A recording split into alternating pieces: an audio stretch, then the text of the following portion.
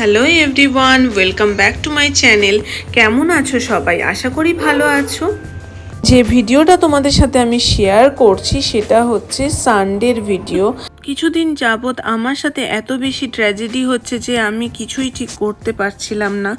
Saturday যখন দোকান থেকে আমি বাড়ি ফিরি তখন আমার ফোনটা ব্যাগে নিয়েই আমি সবসময় বাইকে উঠি, কিন্তু সেই দিন একটা কাজ পড়ে গিয়েছিল, সেই জন্য আমি ফোনটা ব্যাগ থেকে বার করে নিয়ে কাজটা বাইকে বসেই কমপ্লিট করছিলাম।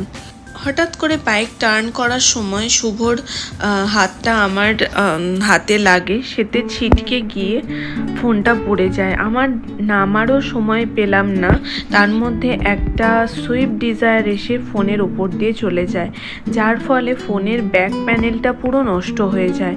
তাতে আমার প্রচণ্ড কষ্ট পেয়েছিলাম, কারণ ওই ফোনটা আমার কাছে অনেক প্রিয় তো, আর ভীষণ দামি একটা ফোন।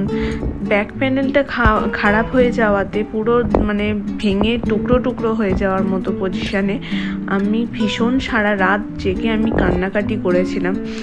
পরের দিন যেহেতু সানডে ছিল, আমি একবার সার্ভিস সেন্টার গিয়েও ছিলাম, কিন্তু সেটা বন্ধ ছিল। আবার মানডে আমি গিয়ে সার্ভিস সেন্টারে দিই। তো ওদের তরফ থেকে জানানো হয় 10-12 দিন মতন টাইম লাগবে, কিন্তু 10-12 দিন টাইম লাগেনি। ওরা ব্যাক প্যানেলটা ওদের কাছে ছিল না, কোনোভাবে অর্ডার করিয়ে নিয়ে এসে আমার ব্যাক প্যানেলটা সার্ভিসিং করে দেয়, যার ফলে আমি খুব তাড়াতাড়ি ফোনটা পেয়ে যাই। কিন্তু বলে রাখি, ব্যাক প্যানেলের জন্য আমার 4000 টাকা খরচা হয়। যদি আমার ফোনের ব্যাক প্যানেলের জায়গায় ফ্রন্ট প্যানেল খারাপ হতো তাহলে সেখানে খরচাটা আরও 4 ডবল হতো, প্রায় 24,000 টাকা, যাতে নতুন ফোন চলে আসে।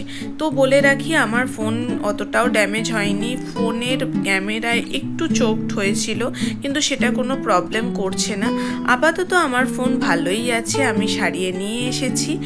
আর বলে রাখি, সানডে যে মেনুটা ছিল সেটা কিন্তু ছিল ফ্রাইড রাইস আর চিলি চিকেন, যেটা খুব ভালো খেয়েছিলাম আমরা। আমার মুখ দেখে আশা করি তোমরা বুঝতেই পারছো আমি কতটা কান্নাকাটি করেছিলাম। তো যাই হোক, সত্যি সবার শখের জিনিস যেটা থাকে সেটা যদি এরকমভাবে খারাপ হয়ে যায় খুব খারাপ লাগে।